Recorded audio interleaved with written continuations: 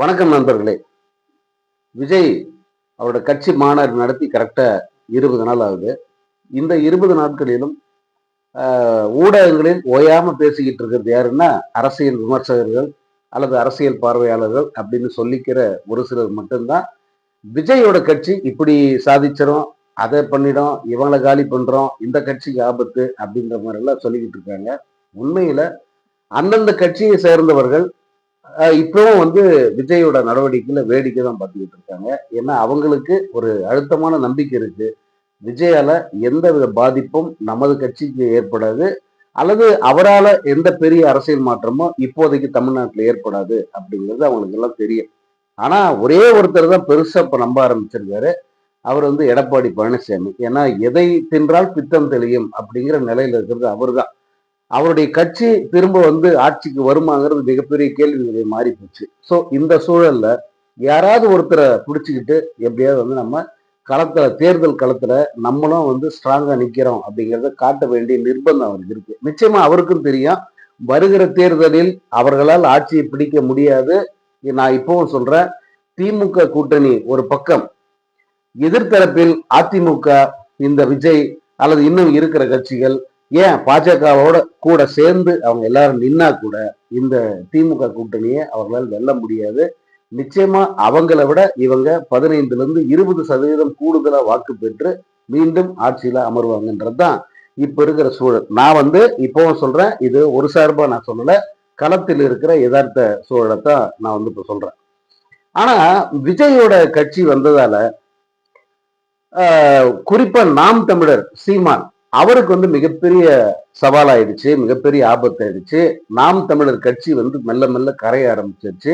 இந்த கட்சியில் இருக்கிற தொண்டர்கள் எல்லாம் விஜய் கிட்ட போய் சேர்ந்துட்டாங்க அப்படிங்கிற மாதிரி பல செய்திகள் பரபரப்பா பேசிக்கிட்டு இருக்காங்க. அதுக்கேற்ற மாதிரி விஜய் கட்சியில இத்தனை பேர் சேர்ந்தாங்க, நாத்தாக்காவில இத்தனை பேர் சேர்ந்தாங்க அப்படின்னு சொல்லிட்டு போட்டோ எடுத்து வீடியோ எடுத்து வெளியிட்டு இருக்காங்க. இதை சீமான் அவர்கள்கிட்ட இதை கேட்கும்போது அவர் ரொம்ப தெளிவா சொன்னாரு, இந்த என் கட்சியிலிருந்து, நாம் தமிழர் கட்சியிலிருந்து விஜய் கட்சிக்கு போய் சேர்றாங்கன்னு சொல்றீங்கல்ல, சேர்ந்தாங்கன்னு சொல்றீங்கல்ல, இந்த சேர்ந்தவங்க ஒருத்தர்கிட்டயாவது நாம் தமிழர் கட்சியுடைய அடையாள அட்டை இருக்கா, உறுப்பினர் அட்டை இருக்கா, யாராவது ஒருத்தனை உறுப்பினர் அட்டை காட்ட சொல்லுங்க, நான் ஒத்துக்கிறேன் அப்படின்னு சொல்லிட்டு வெளிப்படையா ஒரு கூட்டத்தில் பேசினார். அப்படி எந்த அடையாள அட்டையும் யாரும் காட்டல, உறுப்பினர் அட்டை யாரும் காட்டல. ஆனா சேர்ந்தவங்க எல்லாம் விஜய் கட்சி அந்த துண்டை போட்டுக்கிட்டு நாங்க நாம் தமிழர் இங்க இணைஞ்சிட்டோம் அப்படின்னு சொல்றாங்க. இப்போ இன்னைக்கு ஒரு பெரிய அதிர்ச்சி செய்தி என்ன சொல்றாங்கன்னா, 5000 பேர் திருநெல்வேலியில 5000 பேர் நாம் தமிழர் கட்சியிலிருந்து கூண்டோட இங்க போய் சேர்ந்துட்டாங்க அப்படி சொல்றாங்க. ஆனால் இதெல்லாம் பொய்யான வேலை அப்படிங்கிறது தான் சீமானுடைய பதில். சினிமாவில் எப்படி அவர் தனக்கு சம்பளம் இவ்வளோ, தன்னுடைய படங்களுடைய வசூல் இவ்வளோ அப்படின்னு இல்லாத ஒரு கணக்கை, பொய் கணக்கை அவர் காட்டி தன்னை முன்னணி நடிகரை உயர்த்திக்கிட்டாரோ, அதே மாதிரி ஒரு வேலையைத்தான் அரசியலும் செய்ய பார்க்கிறாரு. இமேஜை உயர்த்திக்கிறதுக்காக இந்த வேலையை செய்யறாரு. அது வேணா தற்காலிகமா அவர் இமேஜ் உயர்ற மாதிரி காட்டுமே தவிர, எதிர்காலத்தில் தேர்தல்னு வரும்போது அது கண்டிப்பா பல்லளிச்சிடும் அப்படிங்கிறது தான் சீமானுடைய கருத்து. சீமான் இதுக்கு பதிலுக்கு சொல்ற கருத்து தான். அப்போ எப்படி இவங்க எல்லாம் இங்க சேர்றாங்கன்னு காட்டுறாங்கன்னா, ஏற்கனவே இருக்கிற பசங்க தான். இது விஜயோட ரசிகர்கள். அவங்க எல்லாம் இந்த விஜயோட ரசிகர்கள் கட்சியில சேர்ற அல்லது எனக்கு உறுப்பினர் அட்டை வேணும் அப்படின்னு சொல்லிட்டு கூட்டமா வரும்போது அவங்களை எல்லாம் நாம் தமிழர் கட்சியிலிருந்து சேர்ந்ததா கணக்கு காட்டுறாங்க, அல்லது மாற்று கட்சிகள் அங்கிருந்து வந்ததா கணக்கு காட்டுறாங்க அப்படின்றது பரவலாக மீடியாவில் சொல்லப்படுகிற ஒரு குற்றச்சாட்டு. ஆக விஜய் அரசியலுக்கு வந்தாலும் சினிமாவில் என்ன பித்தலாட்டம் பட்டிருந்தாரோ, என்ன மாதிரி தகுடு தத்தங்கள் பண்ணி தன்னை முன்னணி நடிகரை காட்டிக்கிட்டாரோ, அதே மாதிரியான ஒரு வேலையைத்தான் இப்போ அரசியல்லையே செய்ய போறாரு. அதற்கு இதுவே பெரிய சான்று அப்படின்னு சொல்றாங்க. சோ இவர் அரசியலில் என்ன மாதிரியான ஒரு மாற்றத்தை ஏற்படுத்துவார், இந்த மாதிரி ஒரு நபரால என்ன மாற்றம் இங்க நடந்துட முடியும், அல்லது இவர் ஏதோ ஒரு வகையில் அதிகாரத்துக்கு வந்தாருன்னா இவர் என்ன மக்களுக்கு நல்லது செஞ்சிட போறாரு அப்படிங்கிற கேள்வி பூதாகரமாக எழுது. இன்னொரு ஒரு விஷயம் என்னன்னா, நாம் தமிழர் கட்சி விஜய் கூட கூட்டணி வைக்க காத்திருந்தது. விஜய் அதற்கு சரிப்பட்டு வரமாட்டான்னு தெரிஞ்ச உடனே கடுமையாக எதிர்க்குது அப்படிங்கிறது தான் வந்து இப்போ களத்துல எல்லாருமே சொல்கிற ஒரு கருத்து. ஆக்சுவலா நாம் தமிழர் கட்சிங்கிறது விஜய்க்கு ஒரு வழிகாட்டி மாதிரி நின்னுது. குறிப்பா சீமான் அவர்கள் விஜய்க்கு ஒரு வழிகாட்டி மாதிரி இந்த அரசியல்ல ஆரம்பத்துல நின்னார். அவர் தனக்கு படம் தரல அல்லது தன்னை நம்ப வச்சு ஏமாத்தினாரு. இப்படி இந்த கோபம் எல்லாம் வந்து சீமானுக்கு ஆரம்பத்தில் இருந்தா கூட அது போக போக அதை மறந்துட்டாரு.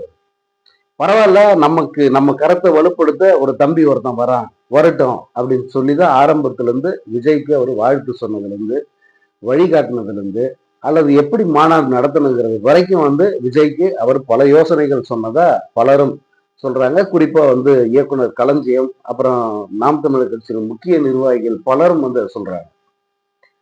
அப்படி வழிகாட்டியா வந்த சீமானை இந்த கட்சி ஆரம்பிச்ச அடுத்த கணமே வந்து முதல்ல குத்திட்டாரு அப்படிங்கிறது தான் எல்லோருடைய பார்வையும். இருந்தும் வந்து சீமான் அப்போ அதை பெருசா வெளியே காமிச்சிக்கல, வாழ்த்து தான் சொன்னாரு. இவர் கொள்கையை கேட்ட பிறகுதான் அவர் கொந்தளிச்சு போய் ஒரே ஒரு முறை இவரை திட்டாரு.